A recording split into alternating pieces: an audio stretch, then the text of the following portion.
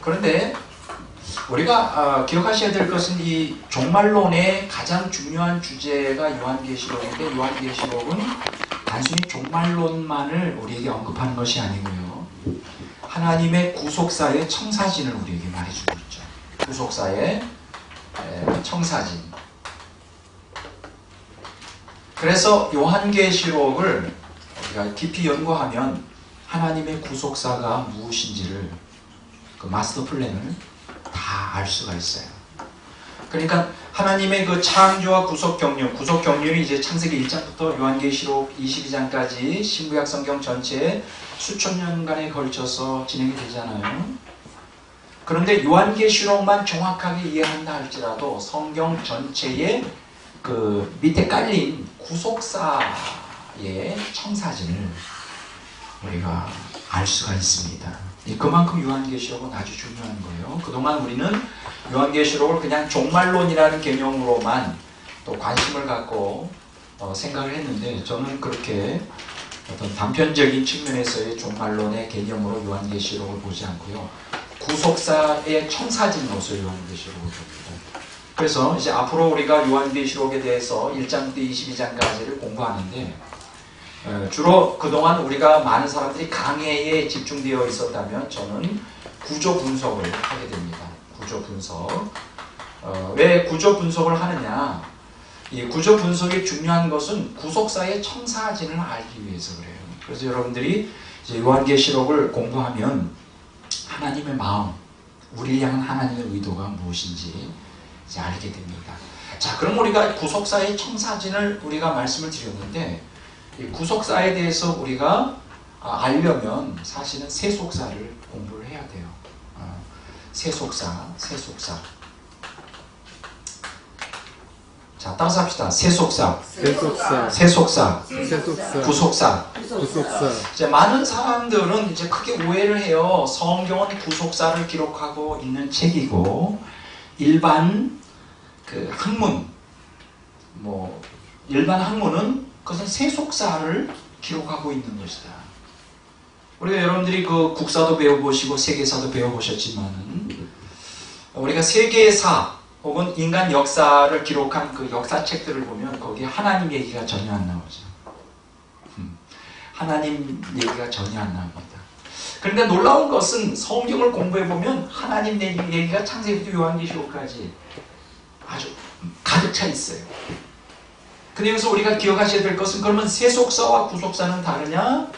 다르지가 않다는 것입니다. 만약 여러분들이 지금 세속사를 기록하고 있는 성경과 구속사를 기록하고 있는 역사책을 구분한다면 오늘부터는 구분하지 않는 것이 좋아요.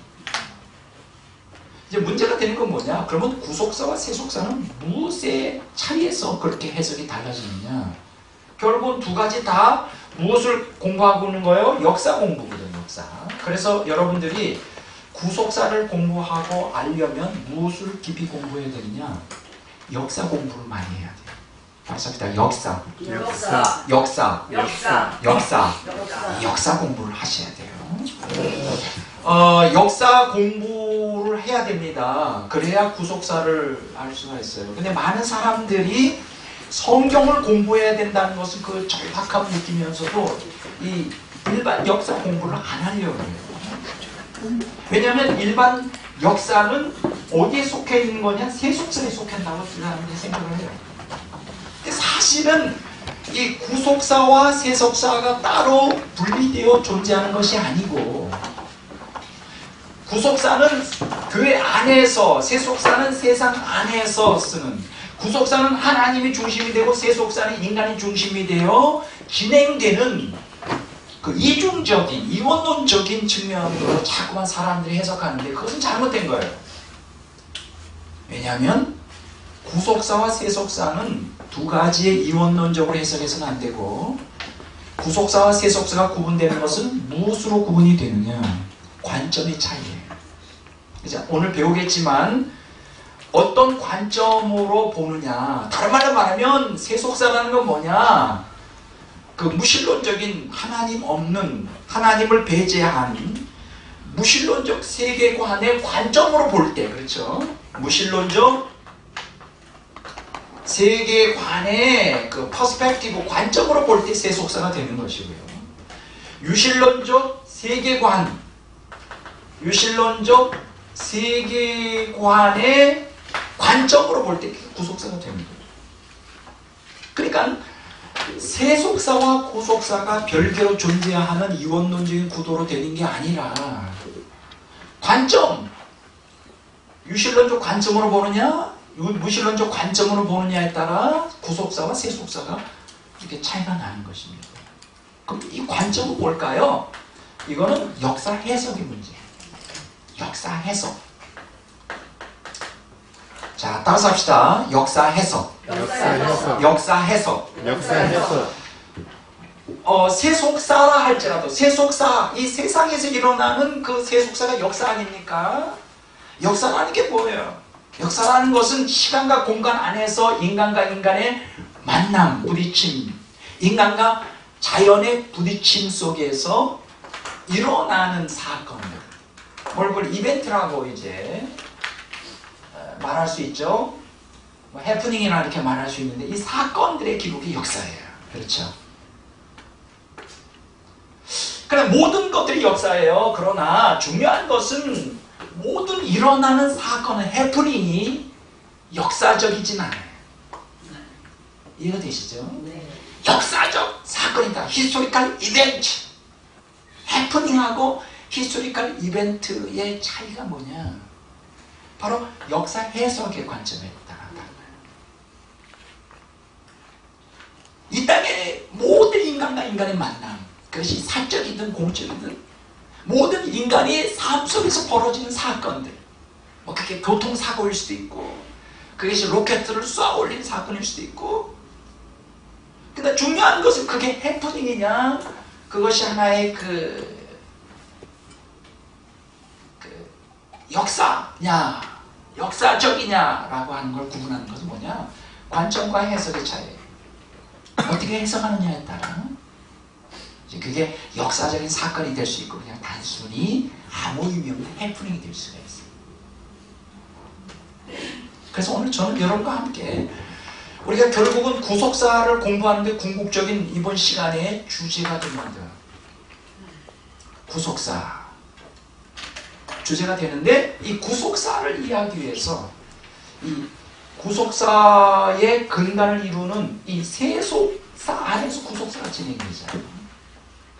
세속사를 배제한 구속사는 존재하지 않아요. 이 세상 안에서 구속이 이루어지잖아요.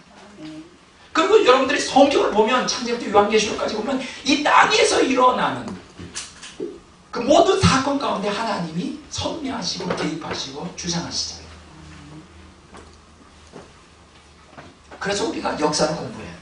그래서 오늘 도대체 역사가 무엇이냐, 어떻게 우리가 이것을 이해해야 되느냐, 어떻게 해석해야 되느냐, 아주 그 흥미롭고 중요한 공부를 하게 됩니다. 저도 중고등학교 때 역사 공부 많이 했어요. 근데 너무 지겨웠어요.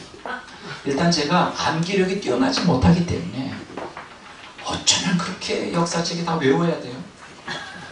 이 암기력 좋은 사람들은 한 번, 한두 번 쫙 읽으면 다 외워지잖아요. 저는 10번 읽어도 외워지지가 않아요. 정말 지겨웠어요. 다 암기해서 쓰는 거예요. 뭐 제가 기억이 나는 건 너무 지겨워요. 무문토기, 뭐 우리 한반도에 아주 원시인이 살았는데 무문토기다, 질목토기다, 그게 무슨 필요해요? 그게? 뭐 줄이 있는 게 있으면 있고 없는 게, 그 무슨 나이, 무슨 근데요, 지금 요새 제가 역사 공부 열심히 하고 있어요. 저희 집에도 역사에 대한 책만 200권이 있어요. 제가 각 분야의 책이, 뭐 역사는 역사, 과학은 과학, 최소한도 한 분야당 200권 이상 있어요. 한 쉘프의 역사책을 가지고 있어요. 요새 역사 공부 열심히 해요. 왜 그럴까요? 그동안 중고등학교에서 역사 공부 방법이 틀렸어요. 역사라는 건 달달 외워서 되는 게 아니에요. 무슨 사건이 일어났다, 무슨 사건이 일어났다.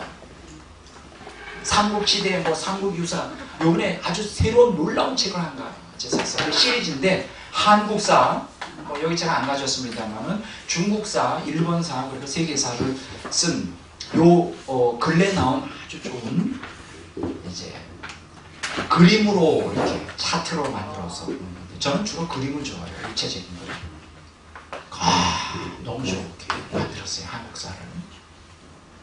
그거 보면 일목요연하게 역사가 이렇게 꿰뚫어지고. 그럼 왜 그동안 제가 역사 공부를 싫어했을까? 일단 암기 광고는 제가 싫어해요. 머리가 이렇게 잘 돌아가지 않으니까. 근데 요새 역사 공부를 하는데 아주 재밌는 건 뭐냐면 역사의 의미가 뭔지에 대하여 이제 알기 시작한 것이죠. 역사는 암기하는 게 아니에요. 역사의 의미가 무엇인지를 아는 것이 역사 공부의 핵심이에요.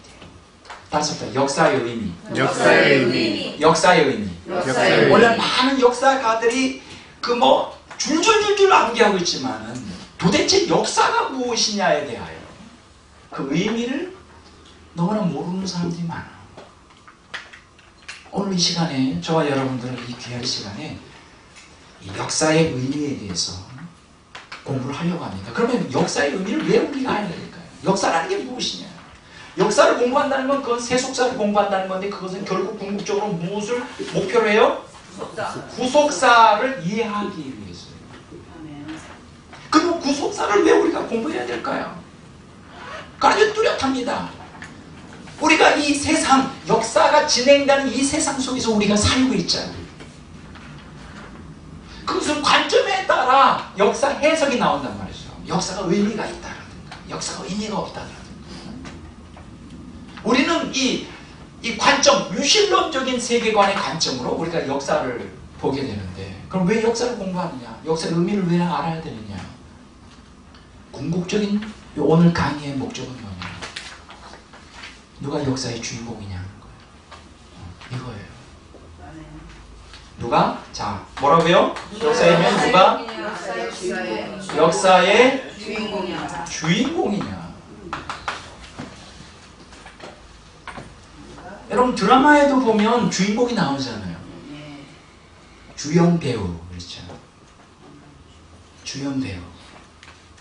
그 사람이 모든 그 드라마에서 중심 역할을 하잖아요. 마찬가지로 역사에도 주인공이 있어요. 주인공이 있어요. 역사에. 수많은 사람들이 역사를 다 써요. 개인의 삶이 사실 역사적인 기록이잖아요. 보세요. 여러분들 기억하셔야 될 것은 제가 여기 그 스크랩한 걸 많이 가져왔는데 이제 어떤 분 제가 잘 아는 우리 외숙모가 이제 돌아가셨는데 고 차경화 장로 양녀 이렇게 장례 예배를 드렸단 말이죠. 그런데 여기 보면 그분이 태어나서 돌아가실 때까지 굉장히 많죠. 한 것도 많아. 몇 년 된 무슨 일 했고 어딜 죽어가고 무슨 일 했고 뭐를 회장을 맡았고 뭘 했고 쫙 이게 뭐예요? 역사죠. 역사적 기록이죠. 여러분들이 그걸 인정하든 인정하지 않든 모든 인간은 한 개개인의 이 삶 속에 시간과 공간 속에서의 삶 속에서 역사를 기록하고 있어요. 단지 그게 문서로 기록 안 되었을 뿐이지 여러분 개개인의 인생은 역사를 지금 기록하고 있어요. 역사를 이제 그것이 국가적인 국제적인 것일 때는 이제 그게 국제적 국가적 혹은 역사적 사건이 되는 거죠. 개인의 그 삶에 대하여 그것도 역사 기록이래요. 역사. 제가 오늘 이 시간에 역사가 무엇냐라고 하는 의미를 추구하려고 하는 것은 그냥 의미 자체보다도 궁극적으로 누가 역사의 주인공이냐 그것을 지금 오늘 이 시간에 저와 함께 이제 공부하려고 합니다. 사실 이 주제가 아주 대단한 주제예요. 역사의 주인공. 역사의 주인공이 누구냐? 많은 사람들이 이렇게 생각해요. 역사의 주인공은 이 세상의 명성을 날린 크게 인류에 이바지한 사람들. 나는 그걸 깨고 싶은 거예요. 그거 아니라는 거. 오늘날 많은 기독교인들이 역사의 주인공을 그런 그 외적인 이 사회에 기대한 영향을 끼친 사람들을 초점으로 역사의 주인공이라고 하는 초점을 맞추는데 저는 그것을 깨고 싶습니다. 이 강의가 시작되는 첫 시간이 뭐냐? 역사의 주인공, 다른 말로 말하면 역사의 주인공은 구속사의 주인공이에요. 다른 말로 말하면 세속사의 주인공은 결국은 성경적 관점으로 보면 무엇의 주인공이라고요? 구속사의 주인공이에요. 제 관심은 보통 믿는 사람도 그렇고 믿지 않는 사람도 역사의 주인공이 누구냐라고 하는 것이지만 제가 역사의 주인공을 지금 여기서 말하는 것은 세속사의 주인공이 아니라 구속사의 주인공을 얘기하려고 하는 거예요. 자, 따라서 합시다. 구속사의 주인공. 구속사의 주인공. 구속사의 주인공. 구속사의 주인공. 오늘 이 시간 이 강의에서 핵심은 뭐냐? 누가 구속사의 주역이냐? 주인공이냐? 어떤 사람이 어떻게 우리가 삶 속에서 살면 우리가 구속사의 주인공이 될 수 있을까? 그거를 오늘 이 시간에 이렇게 함께 공부를 좀 하려고 합니다. 그렇게 함으로 여러분들의 잘못된 왜곡된 역사관, 역사의 주인공 의식을 변형시키고 싶어요. 자, 이제부터 이제 강의로 들어가려고 합니다. 여러분들이 가지고 있는 교재 종말론, 그게 몇 쪽인지 아십니까? 들어가는 말. 역사의 주인공은 누구인가? 예, 거기 보시기를 바랍니다. 자, 역사라고 하는 게 무엇일까요? 인류 문명의 발달과 더불어 존재해왔다. 그러니까 인류 문명이 없다면 역사가 존재하지 않죠. 인간이 이 땅에 없다면 역사는 존재하지 않아요. 근데 우리가 흔히 이런 얘기를 여러분들 많이 들어보셨을 거예요. 역사의 발전이라는 거. 그렇죠? 역사의 발전. 이런 얘기 굉장히 흔히 많이 씁니다. 따라서 합시다. 역사의 발전. 역사의 발전. 역사의 발전에 기여해야 된다. 근데 가만히 따져보면요. 역사의 발전이라고 하는 이 개념은 모순되는 거예요. 역사는 발전하지 않습니다. 어떻게 역사가 발전해요? 역사 자체가 발전합니까? 100년 전의 역사보다 앞으로 지금이 더 역사가 발전하고 100년이 더 발전하나요? 아니에요. 역사는 발전하는 게 아니에요. 이거는 너무나 잘못된 그 기본 언어의 개념의 모순이에요. 역사라는 건 발전하는 게 아니에요. 그냥 시간과 공간 속에서 인간과 인간의 만남, 인간과 자연의 만남 속에서 부딪히는 사건 가운데서 일어나는 사건들이 기록이 그게 역사예요. 그게 어떻게 발전합니까? 그거는 잘못 사용하고 있는 거예요. 역사가 발전하는 게 아니라 역사는 그냥 시공간 속에서 진행되어지는 거거든요. 그러면 이 역사의 발전이라는 용어는 잘못되어진 거고 오히려 문명의 발전이라고 말해야 되죠. 문명? 뭐가 발전? 문명. 역사를 뭐로 바꿔야 돼요? 문명의 발전. 이렇게 되면 이해가 되죠. 고대 문명보다 오늘 현대 문명이 참 많이 발전하고 있잖아요. 발달하고 있잖아요. 그렇죠? 그래서 역사의 발전이라고 하는 말은 쓰지 마십시오. 그건 굉장히 언어적으로 잘못된 개념이에요. 역사는 발전하는 게 아닙니다. 그냥 진행되어지는 거예요. 자, 그런데 이제 우리가 흔히 인류 문명의 발전에 크게 기여한 사람들을 우리는 보통 뭐라고 말하느냐? 역사의 주인공이다. 역사를 주인공이다라는 말은 역사를 이끈 위인이다. 여러분 우리가 초등학교 때부터 중고등학교 때 또 대학에서 뭐 꼭 읽어야 되는 백성 위인전. 항상 우리를 스트레스를 줬어요. 위인전 읽어라. 너가 위대한 사람 되려면 뭘 읽어라? 위인전 읽어라. 위대한 사람 되기 위해서 부모들은 다 우리가 위대해지기를 원하죠. 그래서 있는 돈 없는 돈 다 탈탈 털어가지고 그냥 애한테 강제적으로 읽게 하는 거예요. 너도 위인전 되라고. 위인전 되려면 그들에 대한 삶을, 역사를 공부해야 된다. 뭐 에디슨이니 그 많죠. 위인전에 그 인류 역사에 보면 그 굉장히 많습니다. 그런 그 전진물들을 접하면 위대한 사람이 될 수 있다. 그러려면 그들의 삶을 본받아야 돼요. 삶과 사상을 본받아야 돼요.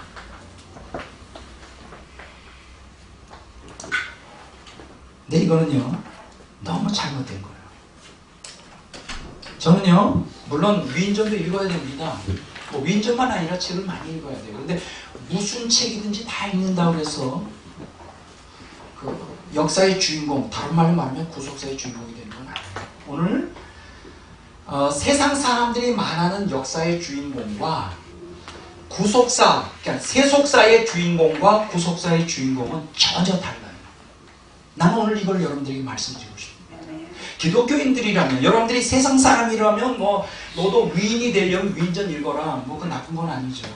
뭐 세상 사람들이 하나님 없는 사람이야 이름을 내고 유명해지고 출세하고 부자로 사는 게 뭐가 나쁘겠어요. 그들이 소망이 그게 전부인데. 그렇지만 성 구속사를 기록하고 구속사적인 관점으로 구속사를 기록하고 있는 성경 그렇게 가르치고 있지 않아요. 세상 사람들이 말하는 위인이 되라 그렇게 가르치고 있지 않아요. 전혀 달라요. 세속사의 주인공 개념과 구속사의 주인공 개념은 전혀 달라요. 제가 걱정하는 건 뭐냐, 오늘날 기독교인들조차 구속사의 주인공이 무엇인지에 대한 개념이 흐리고 세속사의 주인공 위인이 되라고 하는 이 잘못된 이 교육, 잘못된 그 문화적인 흐름에 영향을 받아 많은 기독교인들이 세속사의 주인공이 되고자 발버둥 치고 있다는 거예요. 그렇게 해야 하나님께서 기뻐하는 줄 알고 그것이 하나님의 뜻인 줄 알고 아니라는 거예요. 제가 오늘 강의를 통해 이제 오늘 이 시간이 모르겠습니다. 최선을 다하겠지만 오늘 못 끝나면 다음 주로 이어지겠는데 오늘 여러분들에게 각인시키고 싶은 것은 세속사의 주인공 되려고 하지 말고 구속사의 주인공을 어떻게 하면 구속사의 주인공이 될까? 이거 가르쳐야 돼요. 우리 시중에 나온 거 보면 그런 책들 많죠. 반기문 총장 같은 어떻게 반기문 총장 될 수 있을까요? 대단하세요. 우리 지금 한민족 역사 속에 유엔 사무총장 하나, 야 대단한 거예요. 뭐 존경할 만해요. 그렇다고 해서 기독교인들에게 너희들도 반기문 같이 되라. 그 하나님의 뜻이다. 다니엘도 국무총리 되지 않았냐 막 이런 식으로 막 연결해가지고 그게 마치 구속사의 주인공 되는 것이냐 가르치는 건 지극히 하나님 의도를 벗어나는 행위다. 그래서 오늘 핵심은 뭐냐? 역사 의미를 공부하는 건 뭐냐면 세속사의 주인공이 아니라 구속사의 주인공이 어떻게 하면 될 수 있는가? 그게 도대체 뭘 의미하는 것인가? 이제 그걸 공부하는 것이 오늘 핵심이에요. 왜 제가 이런 얘기를 하느냐? 지금 위인이라고 하는 위인, 지성인이라고 하는 위인, 인류 역사에 큰 공헌을 했다 하는 사람들 뭐 이 땅에 굉장히 많이 있어요. 자, 제가 이 신문을 많이 가져왔는데 그 강의를 하다 보니까 제가 오늘 강의를 입체적으로 강의를 해야 돼요. 그냥 기록된 거 술술 읽으면 쉽지만 입체적으로 여기서 저기서 여기서 조금 이게 보통 어려운 게 아니에요. 그래서 제가 하나님을 의지할 수밖에 없는데 자 여기 보면 제가 조금 넘어갔지만 20세기 10대 뉴스라는 게 나와요. 매년 한 번씩 뭐 이제 한 번 더 하고 가끔 이런 이제 뉴스가 나오는데 자 여기 보면 20세기 10대 뉴스 조선일보에서 1999년 12월 29일 날 이제 나왔던 건데 이제 20세기에 10가지 거대한 사건들이 있었나 봐요. 이걸 여기서 이제 기록하고 있죠. 뭐 인간 하늘을 날다. 최초의 그 비행기 20세기 초에 뭐 그런 얘기 여기 센세이션하는 거죠. 두 번째는 볼셰비키 혁명이 성공한 거. 러시아, 소련에. 세 번째는 뭐냐? 원폭 투하. 이거 큰 사건이었죠. 역사적인 사건이었죠. 네 번째는 컴퓨터 탄생. 이것도 20세기 인류의 역사에 엄청난 그 인터넷 혁명을 일으킨 거예요. 또 한 가지는 뭐냐 하면 베를린 장벽이 붕괴된 거. 이것도 엄청난 것입니다. 1, 2차 세계대전. 이거 뭐 또 한 가지는 항생제 페니실린을 발견합니다. 페니실린. 그때 많이 죽었거든요, 사람들. 페니실린 때문에. 그 다음에 여기 보면 그 아시아, 동남아시아나 아프리카의 식민지가 독립을 된 거예요. 이것도 획기적인 사건이죠. 또 한 가지 인간이 달에 착륙한 거. 맨 마지막으로 DNA 복제와 돌리 탄생. 이것도 보통이 아니에요. 여기 10가지가 나와 있는데 뭐 이것도 굉장히 많겠죠. 이건 바로 역사적 사건이에요. 수많은 사건들 가운데 여기에 이제 역사의 의미가 해석이 주어진 거예요. 또 이 지금 20세기 열대 뉴스가 10대 뉴스가 우리 인류에게 끼친 영향이라는 것을 뭐 말로 다 표현할 수가 없죠. 뭐 이런 거 이게 역사의 기록이죠. 여기 보면 이제 20세기에 한국의 10대 뉴스가 나와요. 일제가 한반도를 강점한 거. 우리 민족에게는 이거 정말 엄청난 사건이었죠. 그 다음에 3.1운동, 뭐 임시정부를 수립한 거. 또 광복, 야 이것도 보통 일이 아니죠. 남북분단, 충격입니다. 김일성 남침하고, 4.19 혁명, 5.16 혁명, 5.17 광주 민주화운동, 88 서울올림픽. 야 이거는 우리 민족적으로 이건 부흥, 경제 부흥이 아주 전환점, 엄청난. 또 한 가지 고도 성장, 그리고 IMF. 이게 이제 20세기 우리 한국 사람들이 선정한 해석의 문제죠. 그 외에도 굉장히 많이 있겠지만.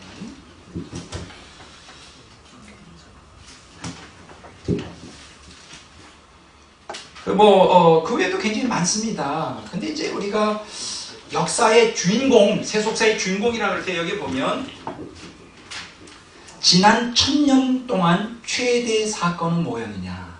인류 역사 1000년 동안에 금속 활자를 발명한 거라고 합니다.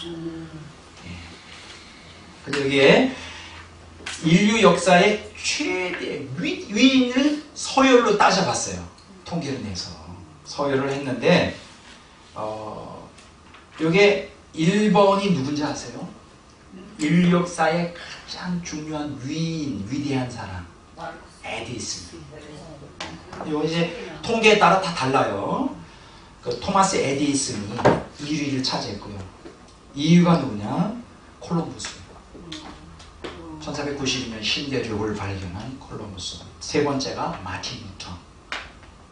네 번째가 갈릴레이. 그 외에 쭉 나오죠. 이 사람들이 위인이에요. 그러면 위인이 되고 싶으면 이런 사람들의 책을 많이 봐라요. 이제 지금까지 이제 상투적인. 그 다음에 뭐 그게 나쁜 게 아니고. 나쁜 게 아닌데, 뭐 그렇게들 많이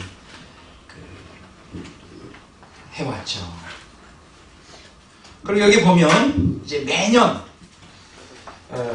죽는 사람들을 한 1년에 한 번씩 그 해에 죽은 사람들을 중요한 유명 인사들 쫙 기록하고 있어요. 매년 한 번씩 이렇게. 우린 이런 데 들어가지를 못하겠죠. 일단은 지명도가 없죠. 지명도가 없어요. 좀 많이 알려지고 영향력을 끼쳤어야 죽을 때 이름이라도 남는데. 여기 보면 그레고리 팩도 나오고요. 헵번 아시죠? 캐서린 헵번. 여기 2003년도에 2003년도에 돌아가신 분이에요. 네. 우리가 이런 데 나올 생각 못하죠. 우리는 그걸 보면 뭘 깨달으냐면 세속사의 주인공은 안 되겠다. 포기하는 게 낫겠다. 포기하는 게 낫겠다. 그런데 또 화낼 수도 있어요. 왜 포기하느냐고. 사람이 비전을 가지고 꿈을 가지고 밀어붙여야지. 나는 그래도 하겠다. 세속사의 주인공이 되겠다. 할 사람은 하고요. 근데 제가 조심해야 될 게 있어요. 뭐냐면 세속사의 주인공이 되면 잘못하면 구속사의 주인공에서 탈락이 될 수가 있다. 무서워요. 세속사의 주인공치고 구속사의 주인공이 된 사람들은 저는 제가 분석해 볼 때 거의 없습니다. 완전히 없다는 건 아니에요. 그러니까 여러분들이 세속사에 이 세상에서 역사에 족적을 남길 만한 사람이 되겠다. 내가 생각할 때는 그거보다는 그 쉽지가 않아요. 세속사에서 족적을 남기는 거. 둘 중에 하나예요. 족적을 남기려면 좋은 의미에서 뛰어난 영재가 돼서 어떤 한 분야에 기여를 하든지. 그게 힘들다면 사람을 한 100사람 죽이면 되지. 무작위로 막 죽이면 이게 남아요. 악인으로 남아요. 이 세속사에서 족적을 남긴 사람이 크게 두 부류로 나뉩니다. 좋은 영향을 끼친 사람이랑 나쁜 영향을 끼친 사람. 도저히 내가 좋은 영향을 못 끼치는 거예요. 악하게. 근데 보통 악해 가지고는 사람들이 기억이 남지 않죠. 예를 들어 히틀러 같은 경우는 영혼이 남죠. 일단은 수없이 많이 죽였으니까. 스탈린이나 뭐 이렇게 그렇게 되면 알죠? 지옥 간다는 거. 그러면 우리가 그래서 어려워요. 세속사에서 주인공 된다면 참 어렵습니다. 정말 극소수만이 이름을 남기죠. 근데 대다수의 많은 사람들은 평범하게 살다가 그저 하루 세끼 먹고 텔레비 보다가 그냥 가요. 집에서. 거의 뭐 알려져 있지도 않아. 우리가 그저 일생에 아는 사람 치고는 우리 주변의 가족과 친지와 친구들 해봐야 100명도 안 돼. 그런 관계성을 유지하고 살다가 그냥 조용히 바람과 함께 사라지는 거예요. 근데 한 가지, 세속사에서 주인공 된다는 건 그렇게 어렵지만 구속사에서 누구나 다 주인공이 될 수 있어요. 난 그 방법을 가르쳐 드리려고 하는 거예요. 자, 이렇게 생각하시고, 뭐 예를 들어서 알렉산더 같은 사람들 대단하죠. 영혼이 남잖아요. 알렉산더.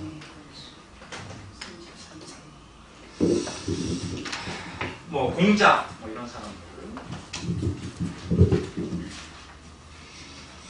자, 그런데 여기 좀 계속해서 강의를 좀 해보도록 하겠습니다. 그러니까 한국 사람이 뽑은 천년의 세계사 세계인에 따르면 이제 그 설문조사를 했어요. 한국 사람에 의해서 가장 세계에 가장 영향력 있는 역사적 인물이 누구냐? 물론 한국 사람에게는 세종대왕이죠. 광화문 사거리에 보면 딱 금으로 포장되어 있죠. 금메기로 세종대왕 한글을 창제하신.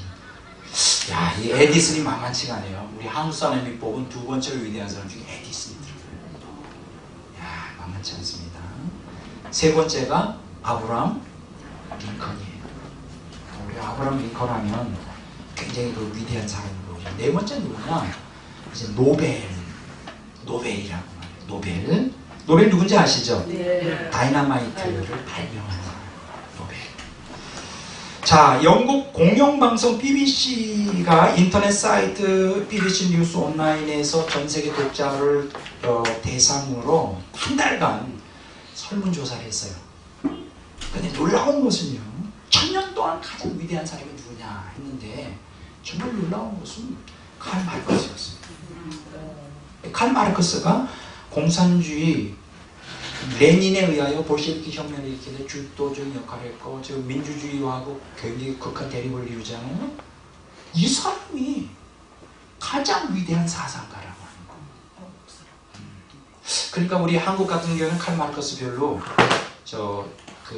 이렇게 불온서적으로 그동안 과거에는 많이 읽지 못하도록 했었죠. 왜냐하면 공산주의를 만들어냈으니까. 그런데 유럽 사람들은 또 그런 개념이 아닙니다. 일단 사상가로서는 그 위대한 사람으로 1위가 차지했고요. 두 번째는 아인슈타인이에요. 현대 과학에 이렇게 문을 열어줬던 사람이 아인슈타인이죠. 뭐 그런 측면에서는 충분히 이 사람을 높이 평가하고, 세 번째는 이제 근대 과학의 아버지가 이제 아이작 뉴턴인데 3위를 차지했고요.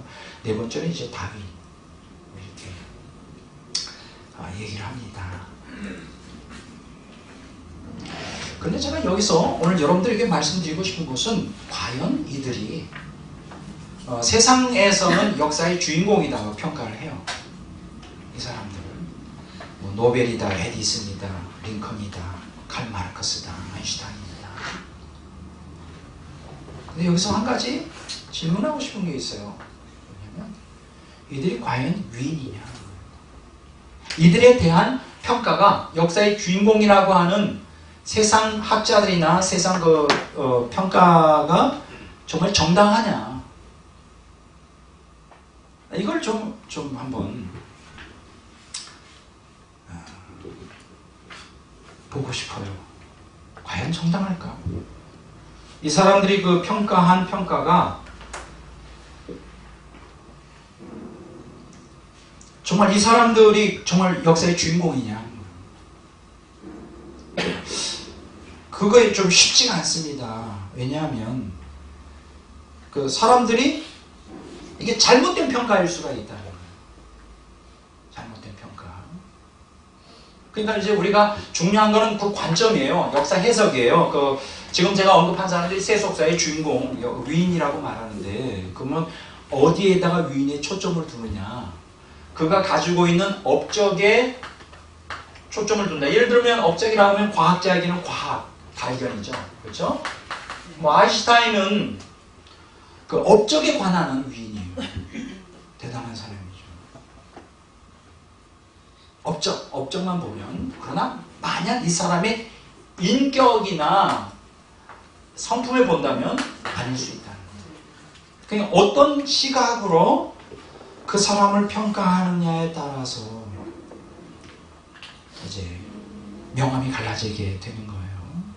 특히 우리가 사람을 평가할 때 이제 특히 과학에 있어서는 그 평가가 정당할 수 있어요. 왜냐하면 과학이라는 건 반드시 실험을 통해 입증이 돼야 되잖아요. 그렇죠? 인류의 기여가 분명히 돼야지 그것이 인정이 되잖아요. 입증이 대부분 과학, 근대 과학이든 현대 과학이든 입증이 되어서 그게 인류에 큰 기여를 해요. 뭐 예를 들면 오늘 여러분들이 쓰는 컴퓨터라든가 텔레비라든가 이게 뭐 전자레인지가 이게 다 양자역학의 도움이거든요.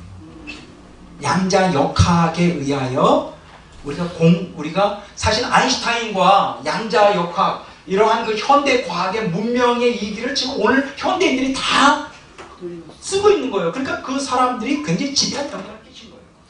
그렇죠. 지대한 영향을 끼친 거란 말이죠. 그런 측면에서는 그 사람을 높이 평가해야 돼요. 아인슈타인 같은 사람도 위대한 위인으로서 봐야 되고, 에디슨과 같은 발명가, 이 에디슨이 없었다면 에디슨이 전기도 다 발명했잖아요. 이 프로젝터라고 하는 그 영사기도 에디슨이 발명한 거예요. 대단한 위인이에요, 사실. 그 업적으로 본다면 그런데 이제 문제가 되는 게 인격으로 볼 때는 다른 문제가 생긴다.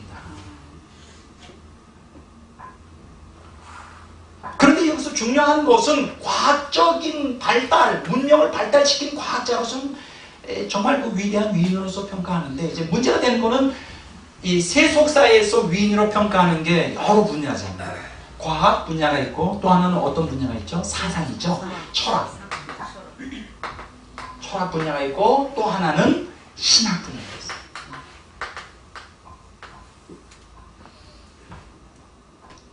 한마디로 말하면, 막말로 말하면 과학자가 아무리 개판으로 살아도 업적만 좋아지면, 업적만 있으면 그것을 평가해야 돼요. 그렇죠? 인류에 기여한 바가 있으니까. 그러나 철학자와 신학자는 문제가 달라요. 철학은 뭡니까? 사상가잖아요. 자기가 믿는 신념을 설파하는 거잖아요. 내가 말하는 게 옳다.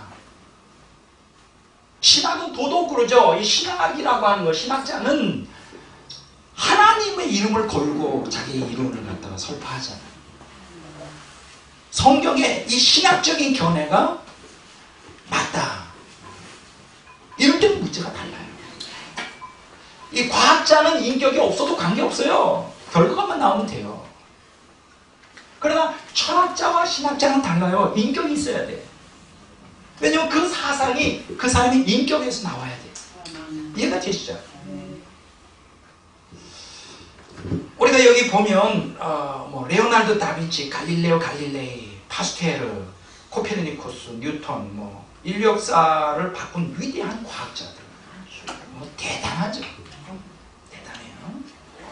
그리고 뭐 예를 들면 뭐 과학의 탐험가, 뭐 아문젠이다, 뭐 이런 사람들, 인간의 한계에 도전한 20세기 위대한 위인들이죠. 탐험가. 그걸 인정을 해줘야 돼요. 뭐 컴퓨터를 발명한 사람들을 통하여 오늘 우리가 문명의 이기를 참 많이 봤잖아요. 자, 그런데 오늘 여기서 말해주는 것은 과학은 그냥 업적만으로 평가가 돼요. 그러나 철학과 신학에 있어서는 그 문제가 다를 수가 있다. 그 사람의 인격이 중요하세요. 그럼 여기서 철학과 신학이라 할 때 한 가지 더 여기서 우리가 다룰 수 있는 것이 뭐냐? 정치예요.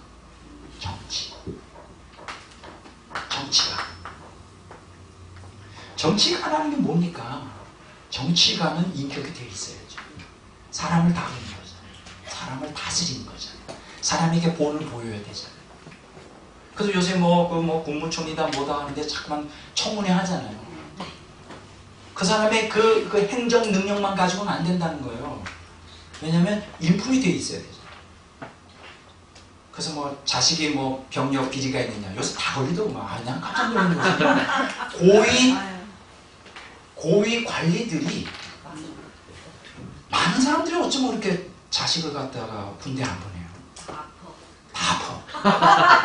놀라운 것은 다 아프고 놀라운 것은 몇 년 있다가 다 멀쩡해. 놀라운 역사예요. 근데 이제 우리가 왜 그 사람들의 그 인격을 따집니까?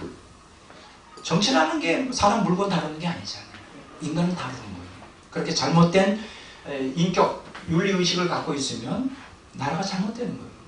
그래서 그런 걸 청문회를 통해서 그 걸러내야 되는 게 맞다는 것이죠. 지금 제가 뭘 말씀드리려고 하느냐면 오늘날 인류에 영향을 끼친 사람이 과학자가 아니라는 거예요. 근데 한 가지 여러분들이 짚고 넘어가야 될 것은 과학자들 중에서도 사기꾼들이 상당히 많아요.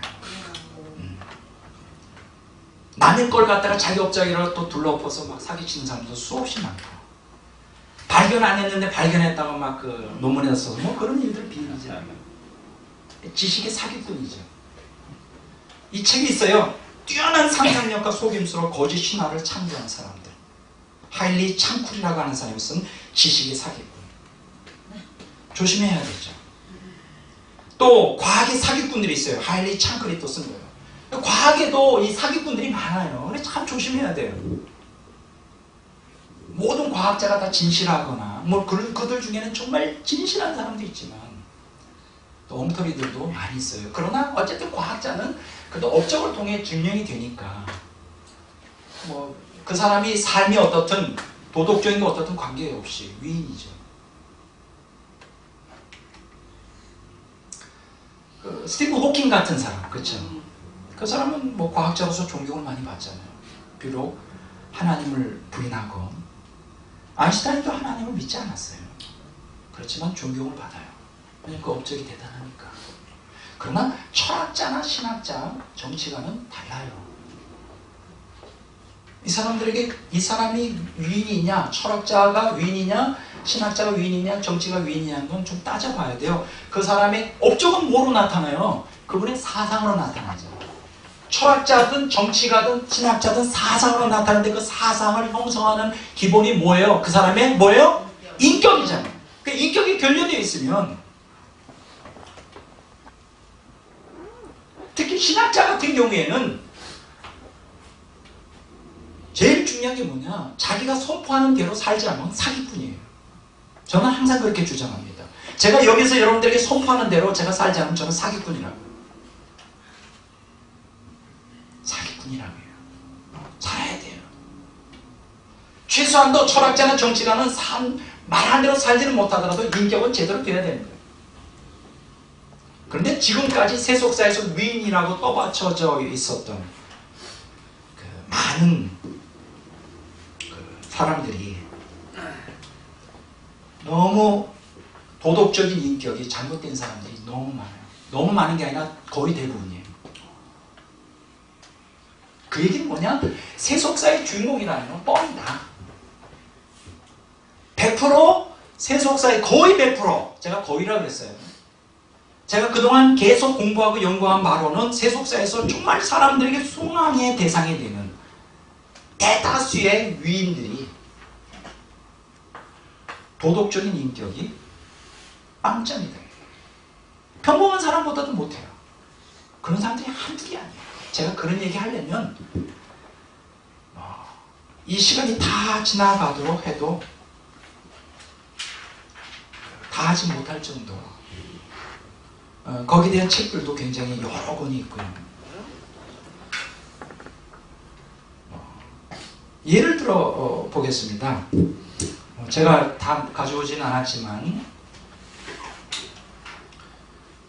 욕망과 환상의 세계라고 하는 책이 있어요. 지난주에 한번 제가 지지난번에 한번 소개한 것 같은데 정신 분석을 통해 본 욕망과 환상의 세계, 한 시대를 뒤흔든 33인의 삶을 분석하다. 그러니까 이 책을 쓴 사람이 이제 정신건강의학과 전문의예요. 이병욱 박사인데 이 사람은 정신분석학의 권위자예요. 그래서 인류 역사의 위인이라고 말하는 사람들을 정신분석학적으로 분석을 해놨어요. 굉장히 재밌습니다. 여러분들이 이런 책들은 좀 한 번씩 읽어보면 참 좋을 것 같아요. 욕망과 환상의 세계. 왜 욕망과 환상의 세계일까요? 이 33인, 여기에 기록된 33인은 욕망의 사람들이었어요. 욕망. 두 번째, 환상 속에 살았어요. 환상, 망상 속에 살았어요. 많은 이 사람들에 대한 이야기가 많은 중에, 자, 여기 보면, 이 사람들을 쭉, 평가를 하는데 이 사람은 이런 얘기를 합니다. 대중들은 위대한 지도자에 대하여 각자의 개인적 욕구와 환상을 투사함으로써 실제의 모습과는 매우 동떨어진 신격화와 우상을 시도한 경향입니다. 개인적 욕구와 환상을 투사한다. 우상화하죠? 우상화.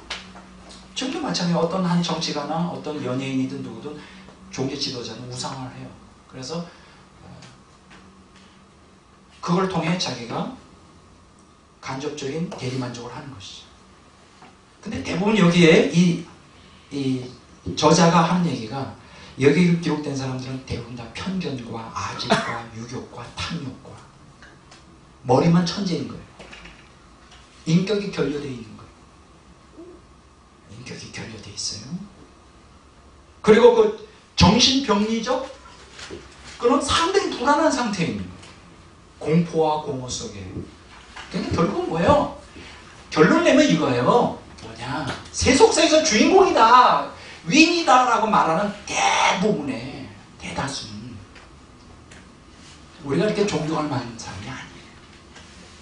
과학자라면 그냥 업적은 존경하지만 철학자나 정치가나 신학자들 중에 존경할 사람 없습니다. 그 뭐냐? 인간은 전적으로 타락했다는 성경의 가르침을 입증해 주는 것 뿐이에요. 인간은 하나님 없는 인간은 진정으로 온전할 수가 없다. 하나님을 떠나는 인간 스스로가 하나님 없이 위인이 될 수 없다. 역사의 주인공은 아니에요. 그걸 여기서 말해주고 있어요. 제가 이 여러 사람 중에 33인 중에 깐디, 마트마 깐디에 대한 얘기를 잠깐 좀 이 책에서 좀 하려고 해요. 마트마 깐디 아시죠? 네. 마트마 깐디는 인도에서는 숭고한 정신을 가지고 있는 성자로 지금도 충황을 받고 있어요. 마트마라고 하는 단어는 성자라는 뜻이에요. 인도어로 성자, 거룩한 사람, 국부죠. 국부. 인도의 자부심이에요. 인도인들의 정신적인 지주이기도 해요. 그런데 마트마 깐디의 삶을 보면 그러한 칭송과는 전혀 다른 삶을 살았어요. 그렇게 생각하고 살았어요. 뭐 이런 것을 다, 그러니까는 완전히 모순이죠. 그럼 마트마 깐디가 왜 그렇게 추앙을 받죠? 사람들이 그렇게 만들었어요. 우상화한 거예요. 신격화한 거예요. 마트마 깐디는 다 타락한 본성을 가지고 있는 다른 인간과 다를 게 하나도 없는 거예요. 이 사람은 최상류층 출신이에요. 그러니까 영국에 이제 유학을 갔죠. 영국 유학 가서 거기서 법을 전공해서 변호사가 됩니다. 뭐 이런 것들은 여러분들이 기본 상식으로 알고 있겠죠. 자, 변호사가 돼서 이제 살아가는데 이 사람이 어릴 때 결혼을 합니다. 뭐 14살인가요? 그때는 그렇게 다 이제 자기 부인은 자기보다 조금 더 나이가 많고. 근데 이 사람이 뭐 대부분 다 그렇지만, 인간이라는 게 다 그렇지만, 성적인 욕구가 굉장히 강합니다, 이 사람. 그것 때문에 일생 고민을 해요. 성욕, 성욕이. 근데 이제 이상적으로는 굉장히 이상적인 금욕을 추구하죠. 근데 이상해요. 사람들이 다 위인이라는 사람이 머리로는 금욕을 추구하고 육체로는 욕망을 갈구해요. 그 톨스토이도 그랬거든요. 이중적인 마음을 갖고 있어요. 근데 사람들이 그 사람 추앙하니까 머리로는 굉장히 성자 의식을 갖고 있어요. 그러니까 완전히 갈등 속에 있는 거죠. 자, 이런 상황 가운데서 마하트마 간디가 이제 여러 여자들과 이제 성적인 관계를 갖는데 뭐 이런 말로 표현할 수 없는 일들이 많이 있죠. 자신의 종손인 카누 간디의 아내 아빠를 데리고, 아빠라고 하는 여자가 있어요. 자기가 정말 그 성적으로 잘 극복할 수 있는 사람이라는 걸 보여주기 위해서, 그때 이 여자의 나이가 16살인데 데리고 자요. 그러니까 수없이 젊은 여자들을 데리고 자요. 그러면서 봉침을 하는 거죠.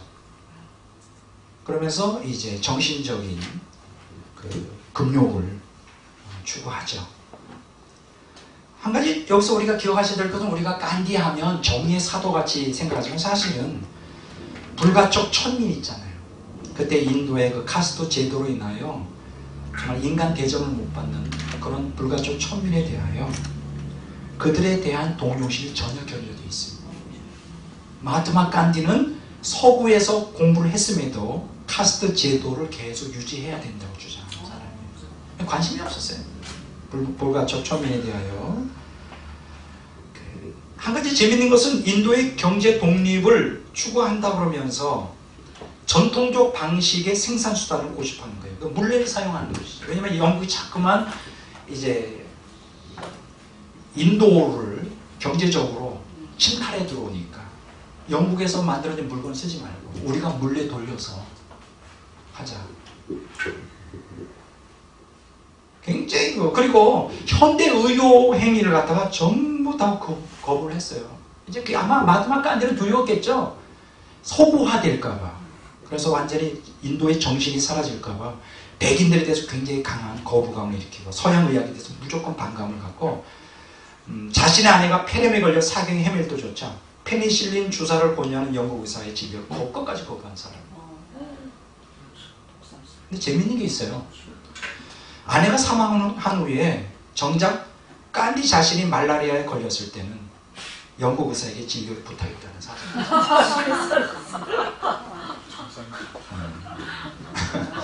뭐 이런 것들은 다반사입니다. 놀랄 것도 하나도 없어요. 인종차별에 대해서 간디는 굉장히 거부를 합니다. 그런데 놀라운 것은 인종차별을 거부하면서 왜 영국 사람들은 우리 인도 사람들을 개취하는가? 사실 간디가 영국에서 공부할 때도 아주 인간 대우를 못 받았거든요. 아주 그 인종차별에 대한 굉장히 강한 그 아픔을 갖고 있어요. 그런데 정작 사실은 자기 자신은 흑인들에 대해서 굉장히 차별하는 거예요.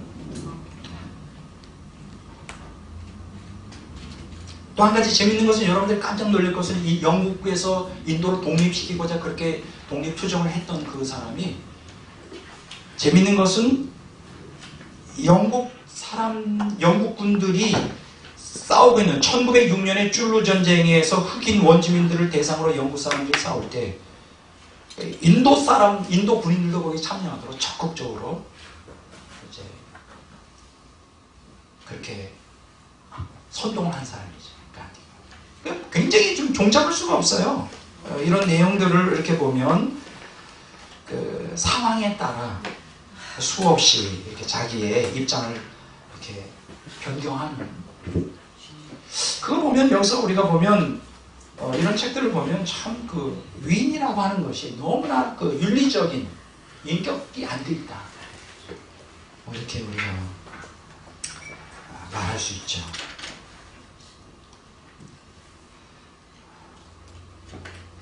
아까 제가 얘기했잖아요. 이 세상에서 이 세속사에서 주인공이 되려면 둘 중에 하나야 된다. 의로운 일을 많이 하든지 악행을 많이 하든지. 예를 들어서 히틀러 같은 경우는 굉장히 이름이 많이 나있죠. 아마 인류 역사가 존재하는 한 히틀러 이름은 없어지지 않을 거예요. 악당으로서.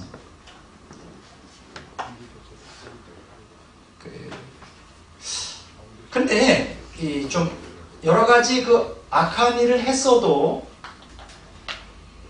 시대의 그 사람, 그 역사 해석에 따라서는 좋은 사람으로 또 비춰지기도 해요. 예를 들어서 마오쩌둥 같은 경우에, 모태똥이죠. 한국말로 마오쩌둥 같은 경우에 모리츠 웰레 버리트라고 하는 사람이 쓴 영웅 본색이라는 책이 있어요. 영웅 본색. 세계사의 흐름을 바꾼 14인의 두 얼굴. 지금도 중국 사람들에게 마오쩌둥 하면 굉장히 거의 국부처럼 여겨지죠. 중국 사람들에게는. 뭐 손문이 이제 국부이긴 하지만 또 존경받지만 마오쩌둥도 모택동도 상당히 지금도 존경을 받습니다. 왜냐하면 모택동 때문에 중국이 이렇게 통일되고 이제 그 장개석 군대를 몰아냈잖아요. 대만으로. 존경을 많이 받는데 그러면 과연 모택동이 정치가로서 국가를 통일하는 데 기여했다는 것은 존경을 받을 수 있죠. 중국 사람들에게. 그러나 그 사람이 정치가로서 정말 존경받을 만한 도덕적 인격을 갖고 있느냐 하는 건 또 별개의 문제예요. 그러니까 여러분들이 역사상의 위인이라고 위대한 그 역사의 주인공이라고 말하는 사람들을 우리가 분석할 때 어떤 단편만 보고 평가하면 안 돼요. 그 사람의 업적을 통하여도 인정을 해야 되고요. 만약 여러분들이 또 필요하다면 도덕적 인격성도 좀 봐야 되겠죠. 단지 이 사람들이 역사에 남는 인물이 된 것은 인격적인 도덕성 때문이 아니라 우리 자꾸만 누구에게 도덕성을 바라는데 그 사람들이 남보다 탁월한 지도력과 그렇죠. 야망과 꿈 때문에 그렇게 됩니다. 영웅 본색이라는 걸 제가 책을 읽어보면 그 모택동 절대 군주를 자처한 호색한이었어요. 근데 대부분 그 역사에 남는 사람들이 호색한들이 많더구만요. 참 이런 얘기들을 그 마오쩌둥이 이제 그 중국을 통일하는 과정 가운데 수백만 명을 죽입니다. 그 중국 사람들 수백만 명을 죽여요. 혁명 가운데.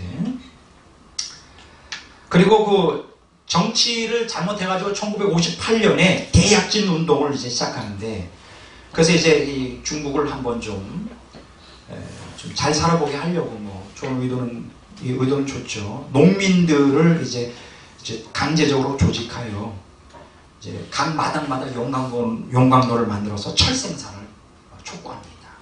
이제 그 과정 가운데서 근대화를 하는 과정 5년 동안에 수백만 명이 또 굶어 죽어요. 정책을 잘못 써서. 근데 가장 치명적인 일이 있죠. 그게 뭐냐 하면 1965년에서 1976년까지 그 문화대혁명을 일으키죠. 아주 여러분들도 유명하죠. 중국에 1965년에서 몇 년까지요?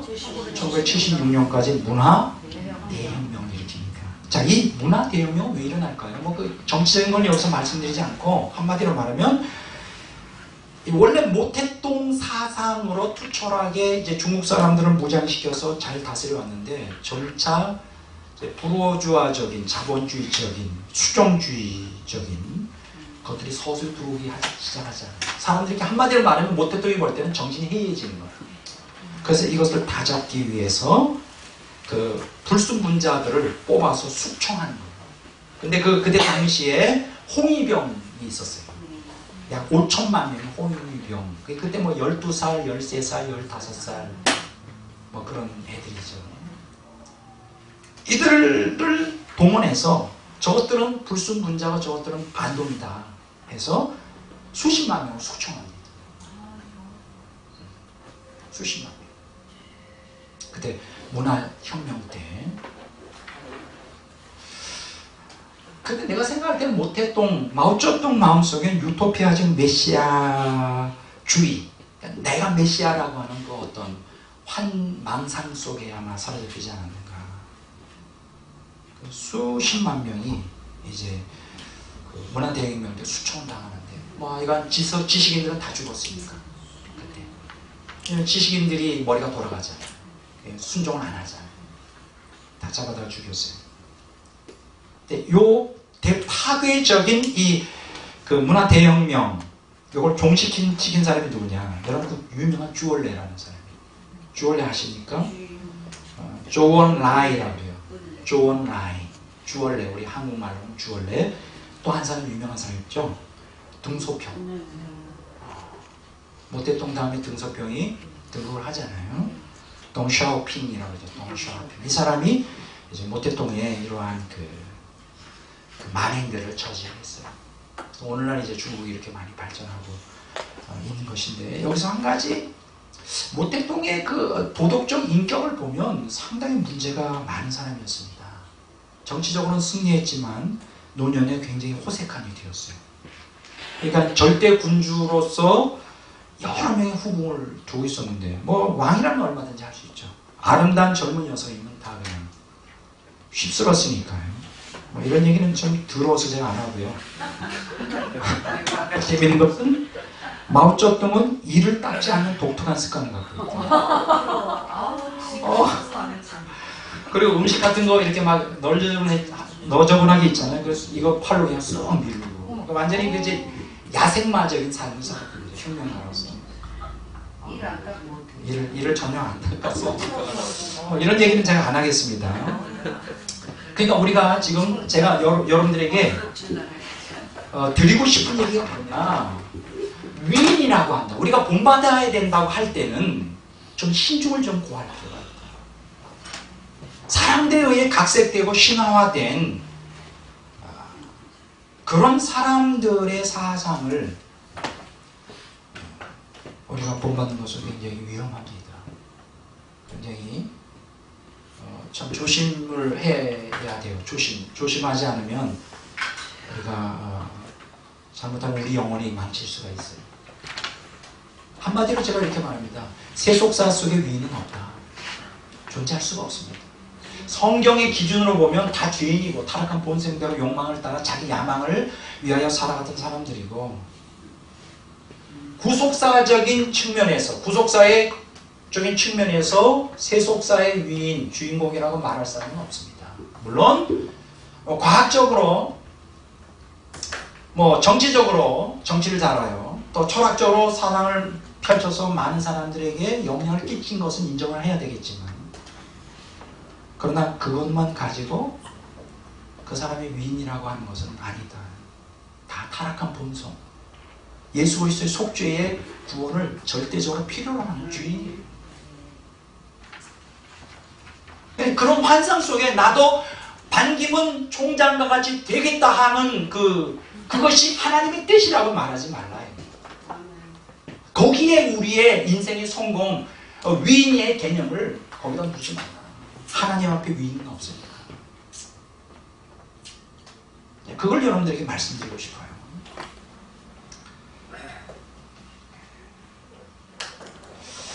자, 아까 제가 얘기를 했잖아요. 여기 보면 콜럼부스 같은 경우에 참 그게 중요한 게요. 역사 해석이 중요해요. 따라서 합시다. 역사 해석. 역사 해석.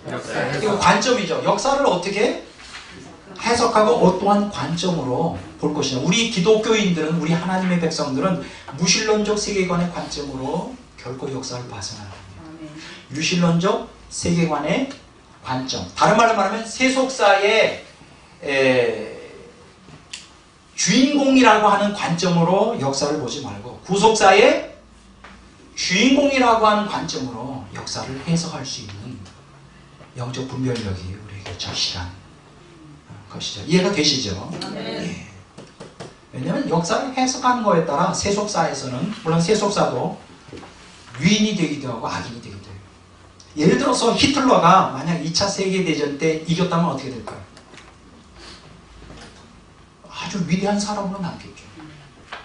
근데 히틀러가 패배했어요. 아주 악인 중에 악인으로 남죠. 제가 책 한 권을 제가 읽은 게 있어요.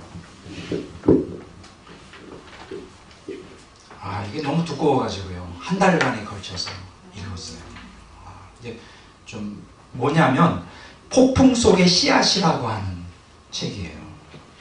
이제 헤르베르트 브루네거라고 하는 독일 사람이 기록한 책. 이 책은 뭐냐? 이제 SS 무장 친인의 병사로 2차 세계대전 때 참전하여 각종 전투에 다 참여합니다. 이제 2차 세계대전 전에 입대해서, 이때 이 사람의 나이가 몇 살이었느냐? 16살이에요. 아주 젊은 나이에 참전해서 6년간 2차 세계대전에 참전하여 체코 병합한 것부터 베를린 공방전, 마지막 최후의 이제 2차 세계대전 베를린 공방전, 러시아, 소련의 병사들이 와서 이제 그걸 점령하잖아요. 그 공방전까지 아주 치열하게 전투를 합니다. 근데 이 사람이 일반 사병으로 들어가서 상사로 진급될 정도로 굉장히 그 전투에 대항하는 아주 대단한 위대한, 사실은 병사로 따지면 위대한 군인이죠. 살아남았으니까. 자기하고 함께 들어갔던 동료들은 다 거의 다 죽어요. 전쟁 과정에 다 이제 죽고 전쟁터에 죽지만 이 사람은 끝까지 살아남습니다. 그래서 지금 이게 나온 지가 얼마 안 됩니다. 얼마 안 되는데 이게 8년이군요. 무장 친위대 대원으로서 8년에 걸쳐 걸친 뼈아픈 기록을 여기서 하고 있는데 지금까지 살아남아서 이 책을 기록했어요. 아주 상세하게 이 책에서 이제 2차 세계대전 때의 그 전투에 대하여 기록을 합니다. 그리고 이 사람이 제가 이제 기억에 남는 거는 이제 러시아로 침공이 들어가잖아요. 그 독일 군대가 러시아로 들어가는데 보통 이제 8월, 9월, 10월부터는 러시아가 이제 얼기 시작하죠. 11월, 12월에는 막 영하 30도. 그리고 이 사람이 보면 45도, 50도까지 경험합니다.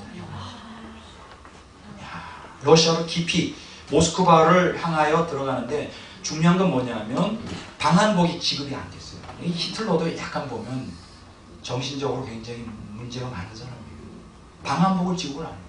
자급자족하라. 그러니까 하복을 입고 싸우는 거예요. 영하 50도에서. 그냥 다 굶어 죽고 다 병들어 죽고 얼어 죽고. 저는 이런 책들을 왜 읽느냐. 그 전쟁의 비참함, 거기서 인간의 실존이 무엇이냐를 제가 알기 위해서. 그러니까 언제 죽을지 모르는 거예요. 불확실한 죽음에 대한 공포가 항상 날마다 포가 날라오고 사람을 죽이고 죽고 뭐. 이 사람이 한 아주 재미있는 얘기가 있어요. 우리의 목숨은 주사위 놀이. 우리는 매일 주사위를 던진다. 그러니까 누가 당첨될지 모르는 거예요. 오늘은 누가 죽을지.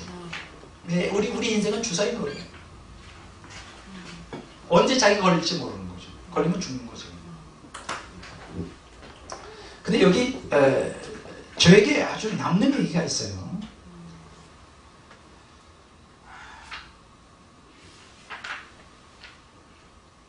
여기서 뭘 이 사람이 얘기를 하느냐 하면 여기에 뭐라고 얘기를 하느냐 하면 여기 내용이 나와요. 병사로 참전하여 체코 병합에서 베를린 공방전까지 치열하게 싸우고 살아남았으나 결국은 멸시와 손가락질의 대상이 되고 전범 조직의 일원으로 전락한 무장친위대 대원 8년에 걸친 뼈아픈 기록.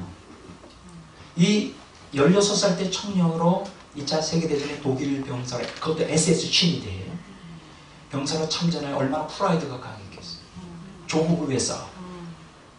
정말 자기 딴에는 인류 평화를 위하여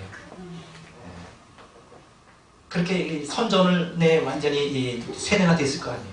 자기는 의를 위해 싸운다고. 그래서 싸웠지만 8년에 걸쳐서 싸웠지만 남는 게 뭐가 있었어요? 그 사람에게 돌아온 거는 전쟁 범죄자, 전범이에요. 일생 숨어 살아야 돼. 독일에서 살았지만 일생 숨어 살아야 돼. 왜냐하면 히틀러가 아주 악인으로 인정을 받았잖아요.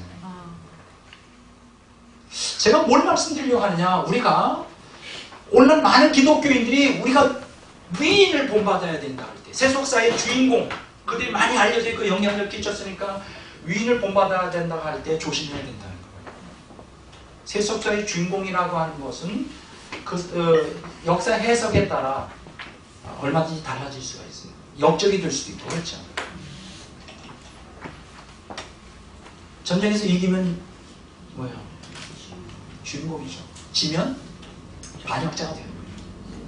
전쟁에서 5.16이 만약에 실패했다면 반역자죠. 군사부대다 반역자. 이겼으니까는 그게 뭐예요? 대통령? 이겼으니까 그게 미화가 되잖아요. 거기 그러니까 세속사라고 하는 것은 역사 해석에 따라 달라질 수가 있어요. 똑같은 사건이라도 승자의 기록에 의하면 그게 패자일 경우에는 전혀 달라요. 그러니까 항상 역사에서 주인공이 되려면 좋은 이미지를 남기고 항상 승자가 돼야 돼요. 근데 그게 쉽지가 않죠. 승자가 된다는 거. 제가 뭘 말씀드리려고 하느냐, 이 세속 역사 속에서 우리는 살고 있고 구속사를 이루어야 되는 사명을 갖고 있는 우리 기독교인들이 조심해야 될 것은 뭐냐, 세속사적인 관점으로 역사를 평가하지 말라. 부하내동하지 말라. 사람들이 좋아하는 방향으로 그것이 하나님의 뜻이겠거니 하고 하지 말라. 이 사람도, 이 폭풍 속의 씨앗이라는 책을 쓴 이 사람도 그런 역사의식을 가지고 이 전쟁에 들어갔을 거 아니에요. 그러나 지금 남는 게 뭐예요? 젊음을 다 허비한 거죠. 잘못 쓴 거예요. 그래서 우리가 이 세상에 살아갈 때 우리가 이 사람이 젊은이가 인생을 다 허비한 거예요. 잘못된 전쟁에 자기가 거기에 투입된 거예요. 우리 기독교인들은 내가 살아가는 삶 속에서 모든 사건에서 우리가 선택을 해야 됩니다. 뭘 할 것인지 말아야 될 것인지. 그거를 어떤 환경이나 현상이나 사람에 의해서 좌지우지 되지 말고 구속사적인 관점으로 모든 걸 해석하고 거기에 순종하는 삶을 살아야 됩니다. 세상의 이데올로기에 의하여 좌지우지 돼서는 안 돼요. 기독교인들은 그렇습니다. 세상 사람들은 마찬가지죠. 세상 사람들이 옳다고 말하는 세상의 이데올로기에 그 사람이 좌지우지 되는 사람만큼 어리석은 사람이 없어요. 우리는 항상 어디에 초점을 맞춰야 될까? 하나님께 초점을 맞춰야 돼요. 하나님의 말씀에 초점을 맞춰야 돼요. 하나님의 뜻에 맞춰야 돼요. 제가 오늘 이제 두 번째 시간에 집중적으로 말씀드리고 싶은 것은 세속사적인 관점으로 보지 말고 구속자적인 관점으로 하나님의 뜻에 맞춰서 인생을 살아가는, 그래야 실패하지 않는 인생을 살아갑니다. 그래야 나중에 구속사의 주역이 될 수 있다. 주역으로서 남을 수가 있다.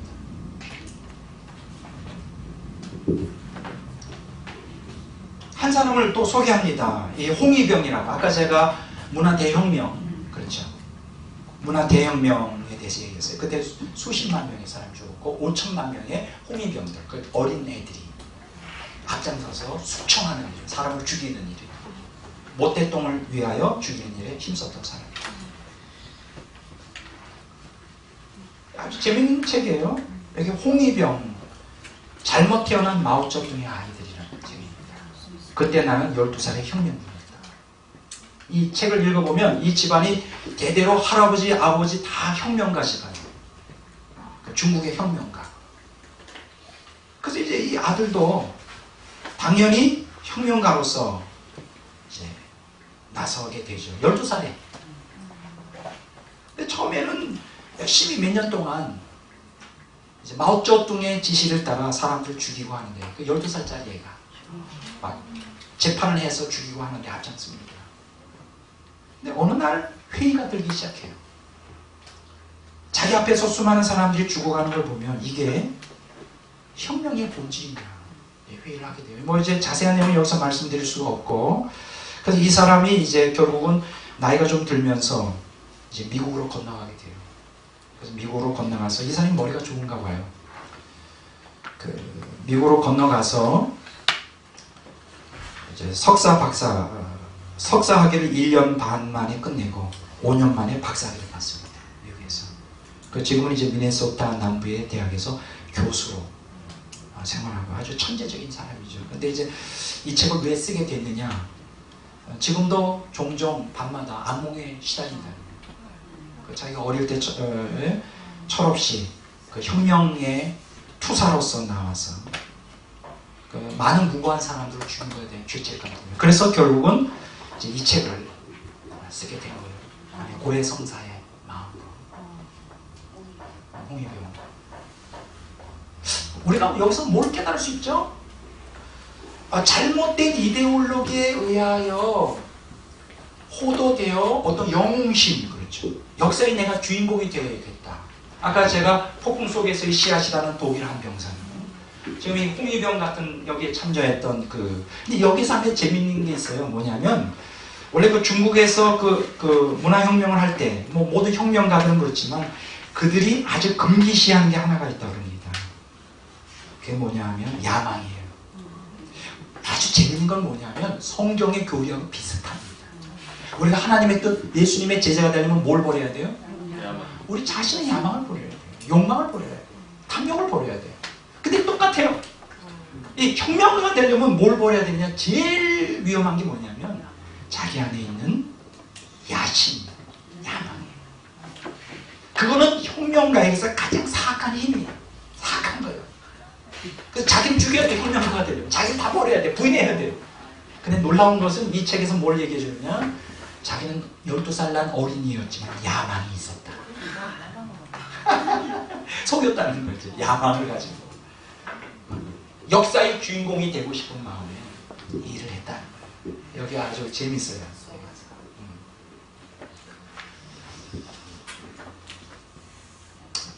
그 역사의 주인공이 되고자 하는 이 야망, 세상을 변형시키고자 하겠다는 이 야망이 사실은 모든 그 역사의 주인공이라고 하는 위인들 마음속에 있어요. 위인들 마음속에 있는데, 여러분들 잘 아시는 마틴 루터 킹 잘 아시죠? I have a dream. 난 꿈을 갖고 있다. 그래서 정말 위인으로서 많이 알려져 있고요. 특히 노벨상 중에서도 가장 그 꽃이라고 할 수 있는 노벨 평화상을 받는 사람들은 우리가 사실은 위인 중에 위인으로서 충함을 받잖아요. 그렇죠. 근데 그들 안에도 굉장히 강력한 야망이 있는 거예요. 야망. 그런 것들을 우리가 볼 수 있는데, 특히 이 노벨상을 받는 사람도 여기 이제 신문에 보면 사람이 노벨상을 딱 받고 나잖아요. 노벨상 받기 전에도 강력한 야망을 갖고 있고요. 위인이 되고자 하는. 딱 받고 나면 인생과 성격이 달라진다고 합니다. 영광과 권위에 도취되어 과대망상에 빠진다. 내가 위인이야. 나 이런 사람이 아니라 위대한 사람. 너희들은 다 내 앞에 무릎을 꿇어야 돼. 이렇게. 저는 그래요. 이렇게 그래서 성경이 계속 경고하죠. 너희가 사람들이 인정받지 않도록 조심하라. 높아지고 사람들에서 영광받고 사람들이 너희를 환호하면 결국 그것은 누구한테? 하나님께는 미움받는 거예요. 나는 그 경고에 오늘 기독교인들이 정신을 좀 차려야 된다고 생각해요. 근데 오늘 우리는 탐욕의 복음 때문에 너무나 세상이 역사의 주인공이 되고자 하는 이 야망이 기독교인들 안에서도 많이 있어요. 야망. 버려야 돼요. 이 야망 때문에 사람을 망치는 거예요.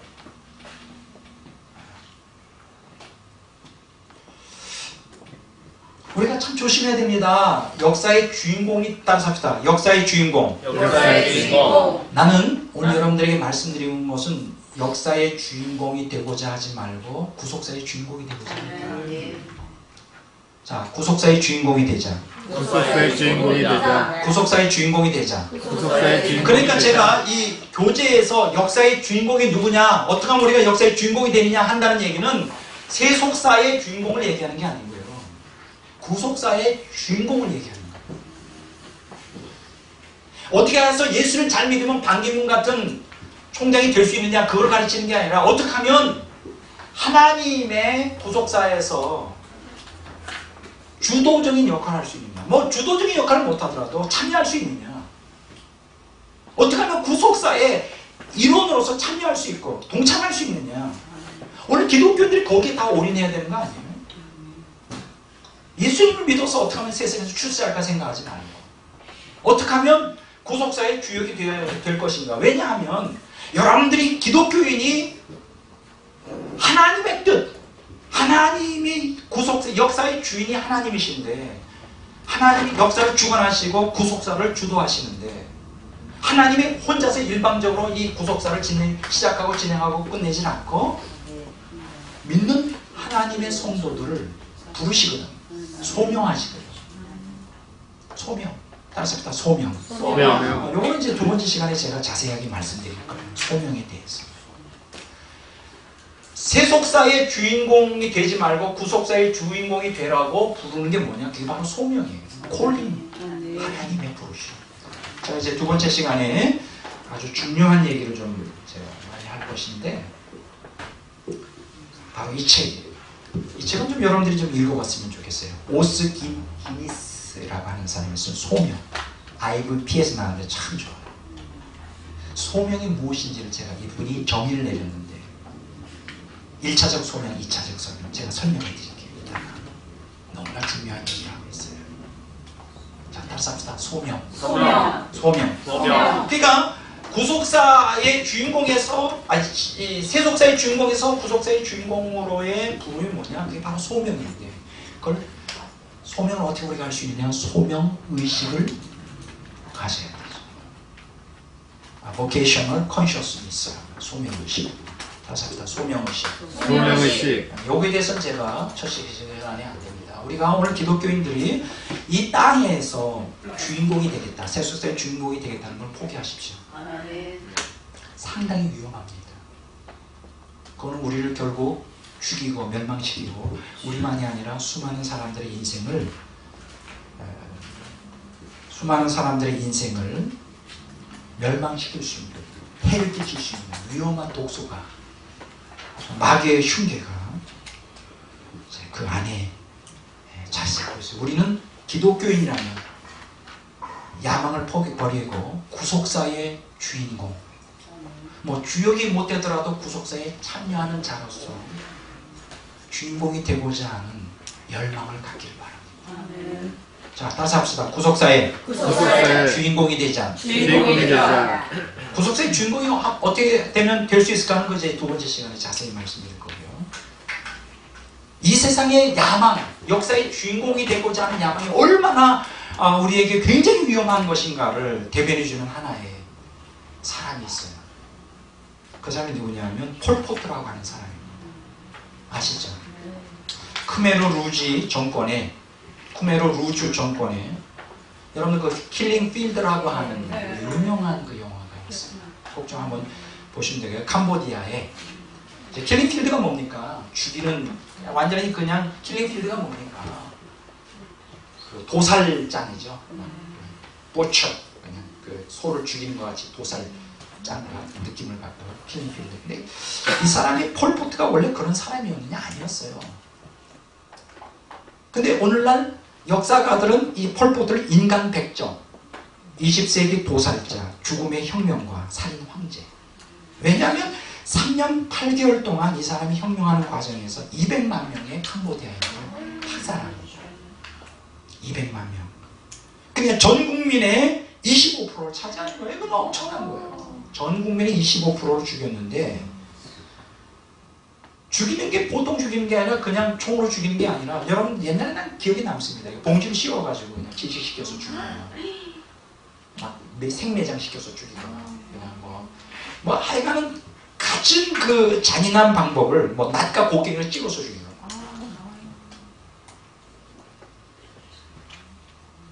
프놈펜 시민 270만 명은 대부분 다 집단농장이 나왔어요. 그럼 왜 이 사람이 그렇게 극단적인 일들을 했느냐 하면, 원래 이 1949년에 이 사람이 똑똑한 사람이었어요. 공부를 많이 한 사람이고 정부 장학생으로 뽑혀서 프랑스 파리 유학을 갑니다. 그 유학 갈 정도면 머리가 좋고 정부 장학금 받을 정도면 그 가난한 나라에서 천재적인 머리를 갖고 있는 거 아닙니까? 근데 이 사람이 이제 어디에 빠졌느냐? 급진주의 학생운동에 빠져요. 마르크스의 사상이 완전히 이데올로기화 됩니다. 그때부터 반정부 투쟁을 합니다.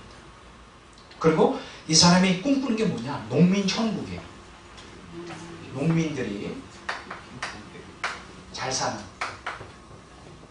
나쁜 거 없죠. 그렇죠? 농민들이 잘 사면 좋잖아요. 서민들이 잘 사는, 우리로 말하는 서민들이 잘 사는 나라들, 이렇게 빈부격차가 많은 나라들은 정상이 아니죠. 우리나라도 마찬가지. 농민천국을 꿈꿉니다. 그러면 농민천국을 꿈꾸는데, 농민천국을 이루려면 이제 칼 마르크스주의에서 종교를 다 없애버려야 되고 사유재산을 다 없애야 되고 화폐제도를 없애야 되고 도시 고지자를 다 농촌으로 모으고 집단 농장 생활을 해야 되고 지식인들 다 죽여야 되고 이렇게 답이 다 나온단 말이에요. 그래서 이 사람이 이제 그 친미 정권이었죠. 그 친미 정권 론놀 정권을 갖다가 75년도에 무너뜨리고 이 사람이 이제 정권을 잡아요. 그래서 자기의 꿈 농민 천국을 이루기 위해서 그대로 믿는 신조대로 행해요. 지식인들 다 죽이고 종교를 다 말살하고 사유재산 없애고 화폐제도 없애고 농민들만 그 과정에 200만 명을 3년 8개월 동안에 이제 학살을 하게 되죠. 왜 이 사람이 그렇게 됐을까요? 이렇게 천재적이고 이 사람이 나는 생각해요. 이렇게 도덕윤리적으로 나쁜 사람은 아니었다. 그 사람이 갖고 있었던 잘못된 그 영웅심리죠. 자기가 한번 세상을 변혁시켜보겠다. 세상 그 세속사의 주인공이 되겠다. 그렇죠? 야망을 갖고 있었던 거죠. 근데 그 야망이 이제 하나님의 방법이 아닌 것이죠. 그래서 결국은 이렇게 엄청난 비극을 일으키죠. 나중에 참 이 사람은 자연사합니다. 이제 정권이 바뀌고 이제 도망가서 정보를 속에 살다가 이제 죽어요. 오늘 기독교인들은 역사의 주인공이 되려고 하지 마십시오. 뭐가 돼야 돼요? 구속사의 주인공이 되기를 갈망해야 됩니다. 세상 사람들이 갖고 있는 역사의 주인공이라는 그 개념 밑바닥에는 야망이 깔려있어요. 탐욕이 있어요. 그래서 세상을 한번 변혁시켜서 위대한 위인이 되고자 하는 그것 때문에 폴포트처럼 사회에 악을 끼칠 수 있는 그런 위험 요소들이 우리 안에 있는 거예요. 오늘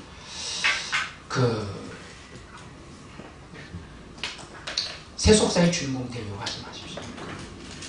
구속사의 주인공이 되도록 그렇게 해야 되고 세속사의 주인공이 되지 않고 구속사의 주인공이 되려면 먼저 뭐를 해야 되냐면 우리 안에 세속사의 주인공에 대한 잘못된 이상, 환상을 버려야 됩니다. 세상에 우리 주변에 위인으로 알려져 있던 모든 사람들은 다 타락한 본성을 갖지 예수님 없이 살다가 다 지옥 갈 수밖에 없는 윤리적으로 제대로 온전하지 못한 인간이라는 걸 인정해야 돼요. 그들을 그렇게 막 떠받들고 숭앙할 사람들이 아니란 말이죠. 그 개념을 깨십시오. 그 개념을 깨요. 아까 제가 얘기했잖아요. 콜럼버스에 대해서 얘기했죠. 이 콜럼버스라고 하는 사람은 굉장히 대단한 사람이죠. 콜럼버스가 대단한 사람이에요. 그래서 그 교황들이 이 콜럼버스 때문에 이제 남미 대륙이 발견이 되잖아요. 막 교황들이 이 사람을 성인으로 카톨릭에서 추대하려고 그 운동을 벌이고 했어요. 근데 과연 콜럼버스가 위인일까요? 미국의 삶은요, 콜럼버스 데이가 있어요. 콜럼버스를 기념하는 날이 있어요. 행사를 합니다. 아주 위인으로 떠받들어요.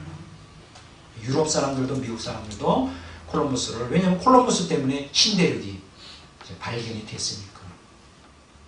그렇지만 객관적으로 평가하면 콜럼버스는 위인이 아니에요.